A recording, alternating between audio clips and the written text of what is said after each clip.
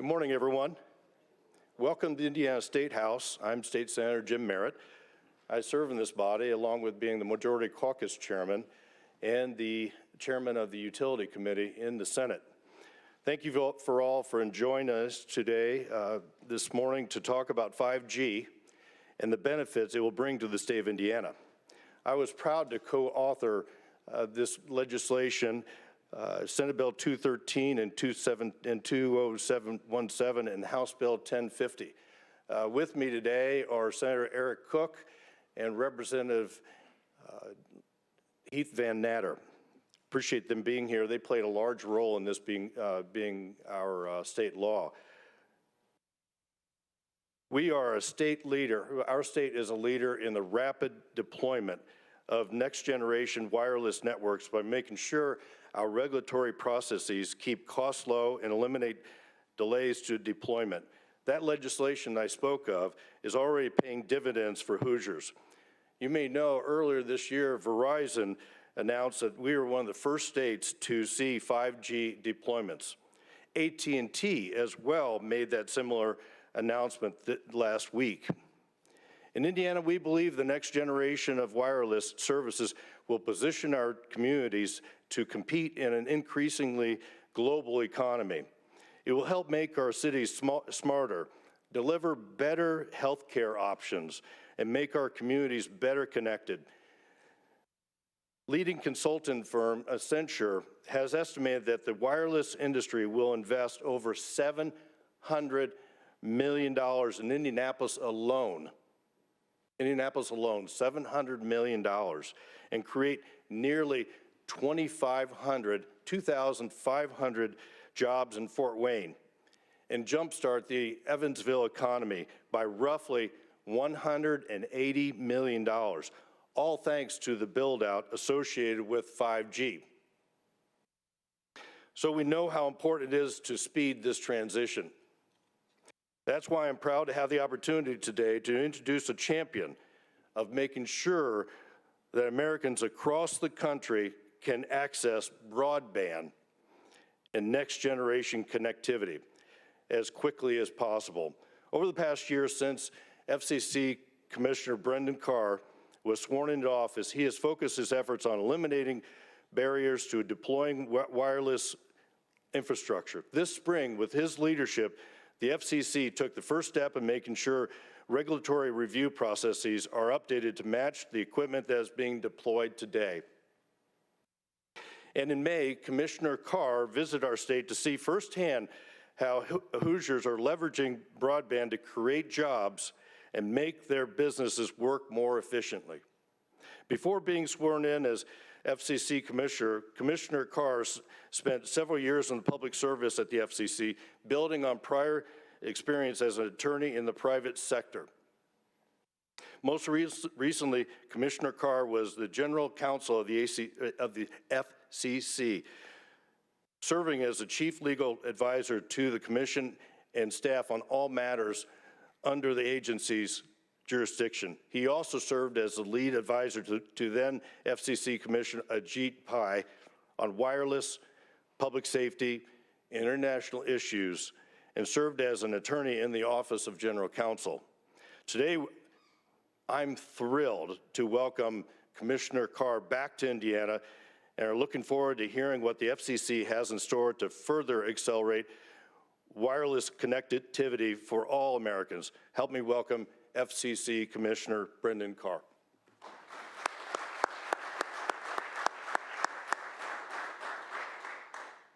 Thank you, Senator Merritt, for the kind introduction and for your invitation to be here in the historic Senate chamber of the Indiana General Assembly. Because of leadership you and your colleagues showed right here in this chamber, Indiana is now at the forefront of the mobile broadband revolution. As we'll hear this morning from Senator Young and Congresswoman Brooks, Indiana is going to be one of the first states in the country to see 5G, the next generation of wireless broadband. In the last month, two of the largest wireless providers in the country announced that they will deploy 5G-capable technology right here by year's end. Indiana's national leadership in mobile broadband is a direct result of this state's policy decisions. A year ago, community leaders identified the opportunities that come with next-generation broadband and decided to address the challenges that threaten to stand in the way. We don't need to look far from the steps of this Capitol to see how fast, affordable connections can change lives. I saw it firsthand a few months ago in Arcadia. Congresswoman Brooks took me there on a tour of Beck's Hybrids, a family-run ag operation. Beck's uses a broadband connection and cloud computing to make inch-by-inch adjustments to seeding and soil treatment, boosting crop yields. I saw it in Blue River Township as well. Senator Young, after he literally spliced fiber to help bring broadband to the community, he introduced me to Linda Moog and her family. At her kitchen table, she told us how broadband enabled her kids to move back home, launch their own online businesses, and start families of their own rather than having to relocate to a bigger city. Leaders here also saw the challenges slowing down broadband. They knew that the rules and regulations governing broadband deployment were not keeping pace with technology. The rules then in existence were written when mobile broadband was just beginning. Back then, providers were mainly constructing large 200-foot towers to beam cell signals over wide areas. Municipalities imposed extensive permitting processes on those macro towers, and they charged high fees for those lengthy reviews. Now, we're on the cusp of upgrading to 5G. This next generation network can create jobs, enable a 21st century education for our kids, and improve access to high quality, affordable healthcare. 5G will offer mobile data speeds we have never seen before, perhaps 100 times faster than 4G. That's about the difference between the cars driving outside on North Capitol and those 6 miles away at Indy Motor Speedway. This change in speed and latency will enable autonomous vehicles, the Internet of Things, smart cities, and even smarter ag. 5G networks will look much different than those legacy wireless networks of the past. Upwards of 80% of new deployments are going to be these new small cell technologies, with antennas no larger than a small backpack. These small cells can be attached to existing light poles or buildings and blend into their surroundings. Putting these new small cells up will require providers to invest about $275 billion in network infrastructure. That represents a massive investment in America's infrastructure, in American jobs, without a penny of new taxes. But to upgrade our networks, we need to upgrade our rules. And that's where Senator Merritt and the leadership in this chamber were so forward-looking. They saw that some of the rules that applied to 200-foot towers didn't make sense for backpack-sized small cells. So they made common sense reforms to the way infrastructure is built in this state. 1 year after enacting Indiana's small cell bill, the results are in, and they're remarkable. Since state leaders reformed the law, wireless providers have built over 1,000 new small cells in over 30 communities across the Hoosier State. As I mentioned, not one but two of the country's largest wireless providers have announced Indianapolis as their showcase city for 5G, with deployments happening here by year's end. That makes Indianapolis, not New York, not San Francisco, that makes Indianapolis #1 in the country for most intensive 5G investment. When it comes to wireless, Indiana is the future, and that's because of this state's innovative leadership. Other leaders around the country are picking up the mantle of reform. Before meeting with Governor Holcomb here in Indy, I spent time with mayors, county officials, statewide reps in their own communities. They talked about their own experiences and ideas for promoting broadband. In Texas, Governor Abbott told me about his state's small cell bill. Since enacting it, major 5G investments have been announced for this year in Austin, Dallas, Houston, and Waco. In all, 20 states have now enacted small cell reform bills so that their residents can reap the benefits of next-gen networks. And yet, there are still too many communities, especially in rural America, that feel they're going to get left behind when it comes to next-gen connectivity.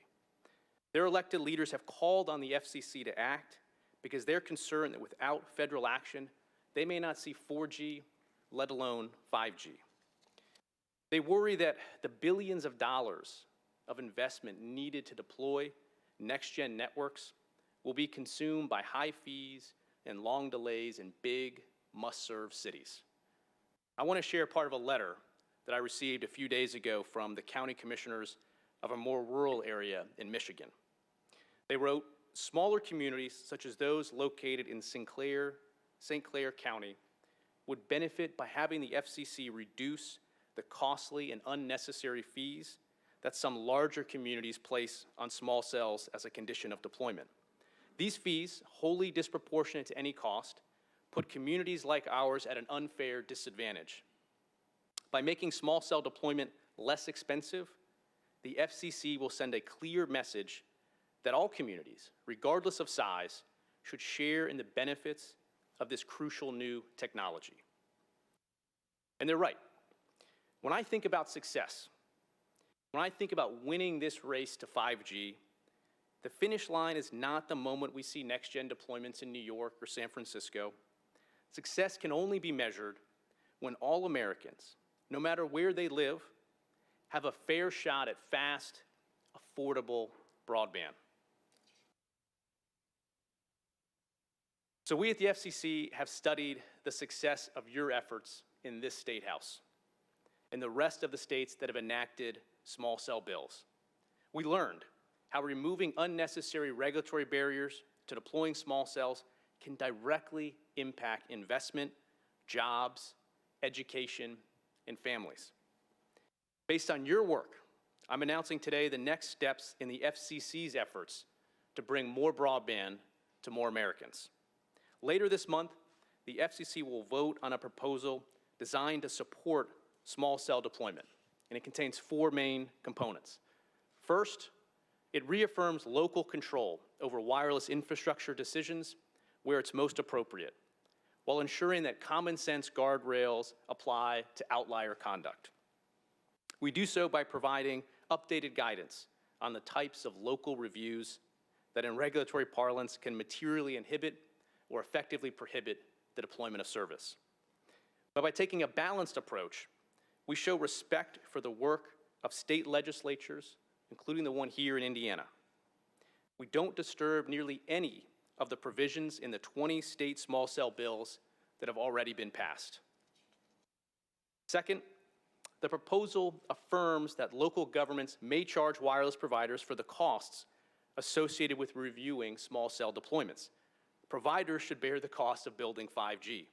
Local governments should not be required to subsidize that infrastructure.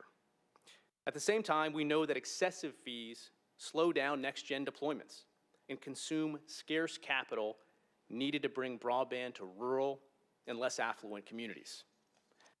So we propose that fees must reasonably approximate the local government's costs. To encourage cooperation between local governments and wireless providers, the FCC in the order provides specific fee amounts below which we presume the local government's costs and fees are lawful. Third, we tailor the shot clocks that have long applied to local review of infrastructure deployments to account for the size and scale of small cells.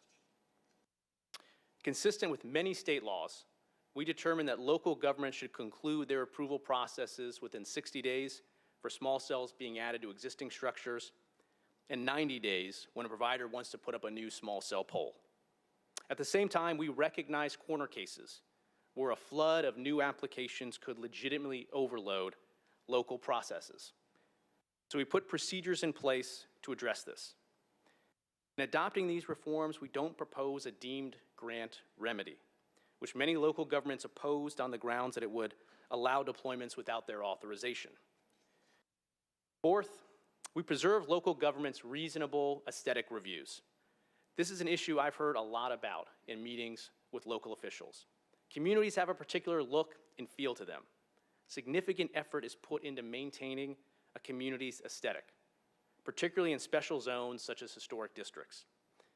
So we affirm that federal law does not prevent local governments from continuing to apply aesthetic standards, as long as they're reasonable, non-discriminatory, and made public in advance.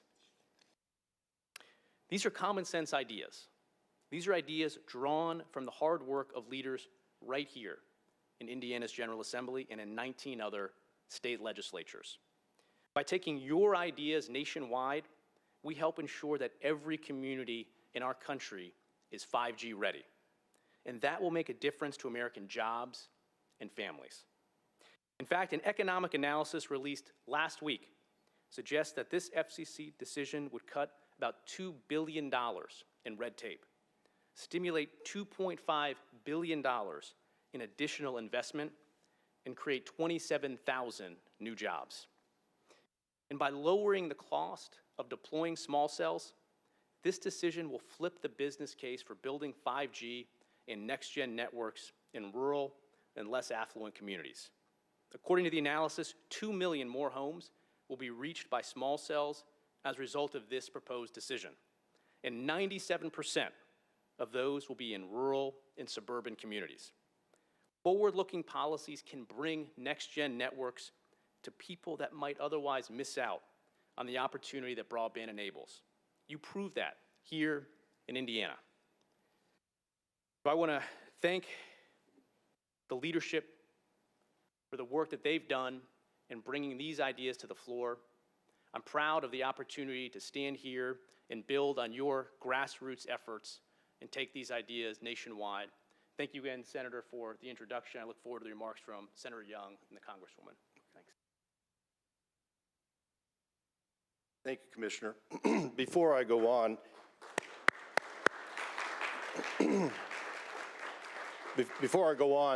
we wouldn't be here today. Obviously, Senator Cook and Representative Van Natter played an enormous role in this happening, but former Senator Brent Hirschman is here, and former Representative David Ober are here, and they worked tirelessly for this piece of legislation, Indiana setting the standard again. Our next speaker is U.S. Senator Todd Young. Senator Young has served on the U.S. Senate Committee on Commerce, Science, and Transportation, a former Marine Corps officer. Senator Young also serves on the Senate Foreign Relations Committee. Help me welcome Senator Todd Young. Thanks so much. Please file on in here. We have a lot of important people who want to speak, so I'll be brief. But let me begin by thanking once again Commissioner Carr for coming to Indiana. This is his second visit in 4 months. And this time, I'm so proud he's here to announce how we can give all Americans a fair shot at fast, affordable broadband, specifically improvements that he intends to make through the FCC to the small cell siting regulations to ensure America can lead in the race to 5G. Now, I first had the opportunity to spend time with Commissioner Carr when he visited the state 4 months ago, and we traveled out to rural communities that were experiencing connectivity challenges. We spent time here in downtown Indianapolis, where wireless carriers are utilizing spectrum to deliver new 5G services. And we traveled up to West Lafayette, where Purdue is leading the country in developing smart agriculture solutions. The common theme in all of these visits is that high-speed connectivity drives jobs, it drives incomes, it leads to higher education levels, better healthcare outcomes, and higher rates of economic growth. Which is why I'm glad he's returned here to Indiana to announce this new FCC order based in part on lessons that he learned from that visit. Indiana, it's been stated, has been a real leader with forward-thinking legislators like Jim Merritt and the others who are present, who I know did important work and who have passed smart, effective reforms to our state siting laws. We all know companies don't make decisions in vacuums, and Indiana's leadership on these reforms has directly resulted in AT&T and Verizon picking Indianapolis as a test bed for their 5G deployment. Now, the FCC needs to ensure that all of America is leading in the race against the rest of the world. I look forward to learning more about the FCC's approach in this coming month and beyond, and I'm encouraged that Commissioner Carr is taking the race to 5G dominance so seriously. And once again, I thank everyone for your leadership in this effort. I'm proud to play a bit role in this overall exercise. Thanks. Sure. Thank you, Senator Young. Our next speaker is Congresswoman Susan Brooks. Susan represents Indiana's 5th congressional district, spanning 8 Indiana counties and portions of Indianapolis. She's a member of the House Energy and Commerce Committee and the Communications and Technology Subcommittee. Representative Brooks is also co-chair of the Congressional 5G Caucus. Help me welcome Representative Susan Brooks. Good morning, everyone, and thank you so much for joining us. Especially thrilled to be here today with Commissioner Carr. Welcome back to Indiana, and so many wonderful Hoosier friends and colleagues about this exciting 5G announcement. I am the founder and the co-chair of the Congressional 5G Caucus, and the reason we formed a caucus is because we have to educate. We have to educate the public. I want to thank all of you for being here today and being a part of educating the public. We also have to educate our colleagues in Congress about 5G. Now, some of you are old enough to remember the Jetsons, okay? We are now in the middle of what I think is like the Jetsons era. So many things that we grew up watching and thinking about when I was young are now coming to fruition. We are now seeing, as the commissioner talked about, testing of self-driving cars. We're seeing things like precision agriculture, telemedicine that is saving lives and making a difference in so many Hoosiers' lives. And I'm just really proud of the fact that we are leading here in the state of Indiana. As you've already learned, we are a model thanks to our state legislature. It's great to see David Ober here because I remember when you came to Washington, D.C. As Representative Ober to talk about what Indiana was doing and how we needed to be on the cutting edge. And I was really proud of what our legislature did, and because of that, Commissioner Carr came, as you heard from the senator, and toured our state and heard the stories around our state. He came to my district in Atlanta, Indiana, northern Hamilton County, had a great visit in the month of May at Beck's Hybrids. And he learned, for those of you who don't know, it's the largest family-owned seed company, retail seed company in the nation. And it's doing incredible work to deploy and to think about piloting of 5G in rural Indiana. And so while we know that Verizon and AT&T are starting here in urban Indianapolis, we know it's so critical that they also get out to the rural areas. We learned, and the commissioner learned, how Bex is working with a company called OnRamp, Indiana wireless internet service provider based out of Noblesville, and what their role is in closing the digital divide that you also heard about, because it is so critically important for our state and for the nation. We cannot just ensure that broadband is available in our urban areas and in our suburban areas, but particularly in our rural areas, or they will be left behind. But at Bex, we saw a precision ag management platform called Farm Server. They worked to create this server for their customers from around the country and around the world to bring information and data so that they can provide even better information to their customers. And this is the type of innovation that's happening in rural Indiana.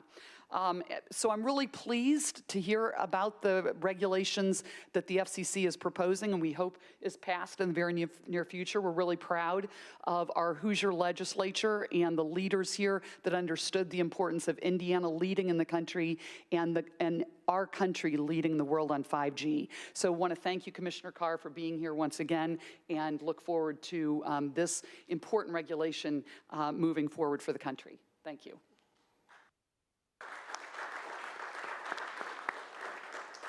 Our next speaker is Kevin Brenniker. Kevin has served as the president and CEO of the Indiana Chamber for nearly 30 years. Wow. and advocated for pro-jobs, pro-economic policies for his over 25,000 members. Kevin?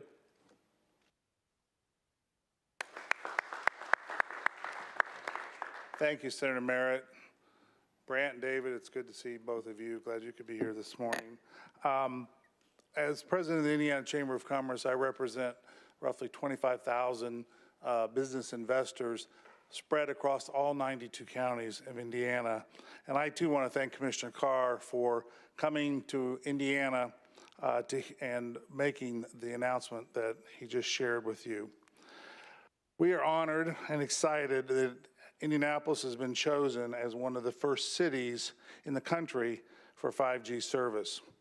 We thank AT&T for their investment announcement of over $400 million the company will be making or has made in Indianapolis to facilitate the deployment of 5G service.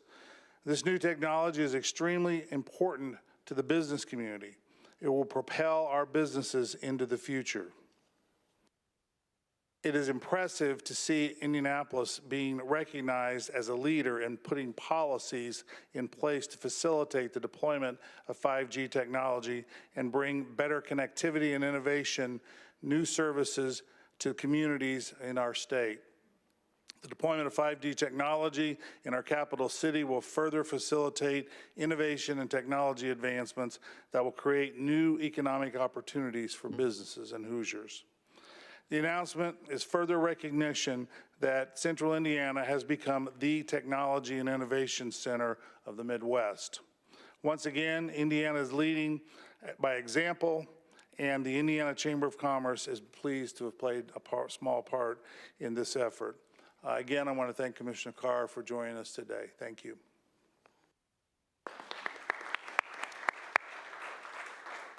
Our next speaker is Mike Langelier. Mike is the president and CEO of TechPoint, Indiana's growth accelerator for our statewide technology ecosystem. Mike. Thank you much.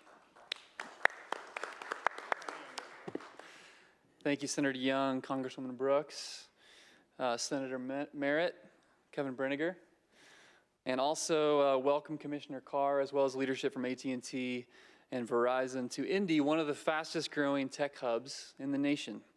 And I'm excited to represent that sector here. We're excited to be the first city in the country with 5G implementation by both AT&T and Verizon before the end of the year. We are entering a new era, one where not only do we access the internet, but so do many of the physical objects that we use every day. We can envision a future in which parking isn't a hassle because driverless cars drop us off at our destination. We can envision a faster and safer commutes because cars communicate efficiently to each other.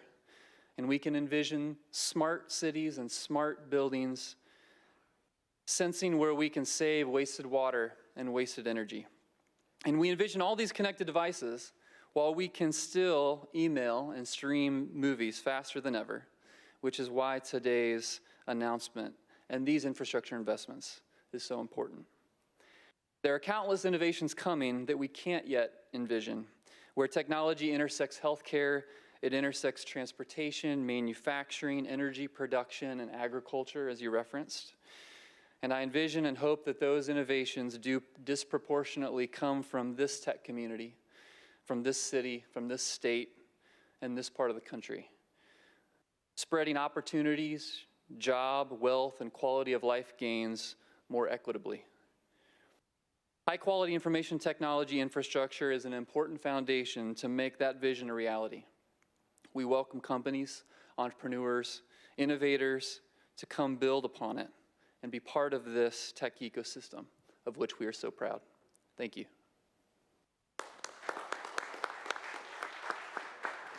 I'm certain that Representative Ober and Senator Hirschman could answer your questions also, and Representative Van Haften and Senator Cook. Does anybody have any questions for the four folks up here? Hi.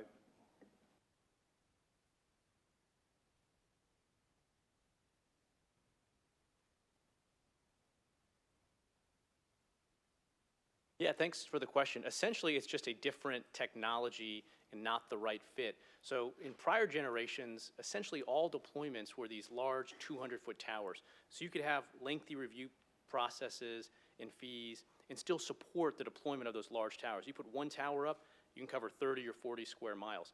But the next generation is about small cells. So we need to layer in about 10 to 100 times the number of those big cells with these unobtrusive small cells. So the procedures were geared for processing these big towers, and they weren't updated to support and process the small cells. So the cost and review processes that might have worked for the big towers were threatened to slow down the deployment of these small cells we want to see.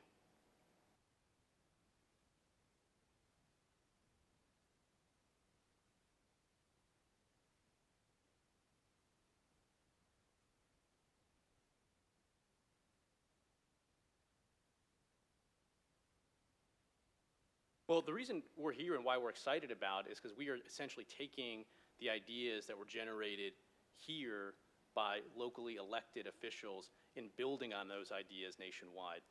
One of the things that we saw on our record at the FCC is you could have a handful of outlier cities that are driving up the cost of deployment, and the externalities of that is less deployment in smaller cities. And so we think the smart policies adopted here at the state level makes sense to make sure that every community is going to get a fair shot at these next generation deployments.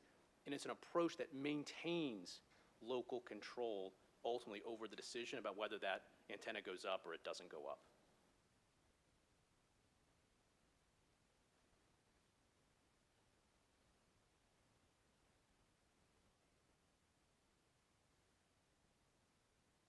Yeah, so right now we're starting to see some of the leading edge of it. So there's 4G, and then technologically it moves into 4G advanced. So 2020 is one time frame when consumers are going to start to see even more 5G deployments. Our decision will be voted at the end of this month, and that's the right time to make sure we can enable the deployments needed to get us where we need to be by 2020. But again, we're already seeing deployments, including here in Indianapolis, by the year's end. That's going to be the cutting edge of these new deployments.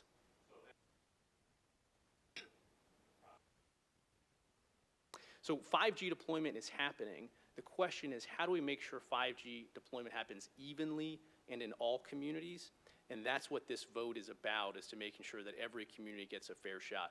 5G is going to happen in New York. It's going to happen in San Francisco. We think we need to take some common sense ideas and make sure that every community gets their fair shot at it.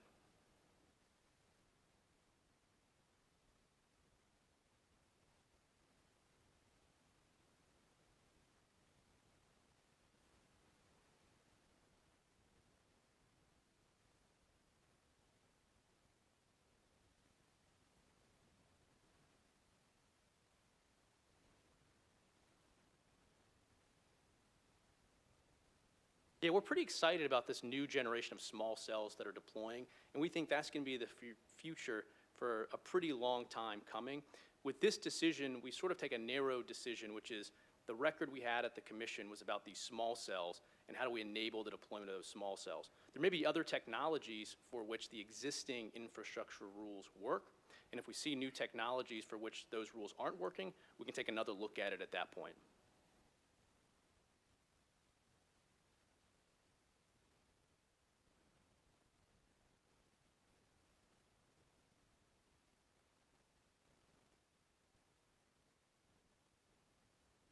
Great question. So at the FCC, we essentially have 2 or 3 tracks to try to close this digital divide, where millions of Americans, particularly in rural area, don't have the same access as those in big cities. One is funding. The FCC administers a $10 billion a year universal service program. We actually just completed a new, what we call an auction of deploying those funds. So that funding is going to be a big part of deploying where it's uneconomical. That's a big piece of it. This is complementary, which is when we're doing that deployment, how do we make sure that more of that capital is actually going into infrastructure and into the ground? This alone isn't a silver bullet, but in working with the other steps we're taking at the FCC, this is how we're going to ultimately get across the finish line.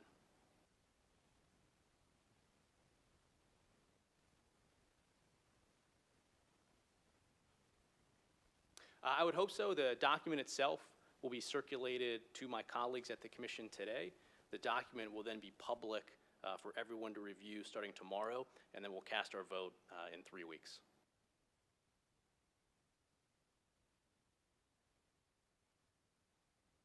Questions? My friend Heath Van Natter is going to be mad at me because I mispronounced his name. Sorry about that, Mr. Representative. Anybody else have any questions? All right. All these folks will be available for you if you wish to interview them on camera. Thank you.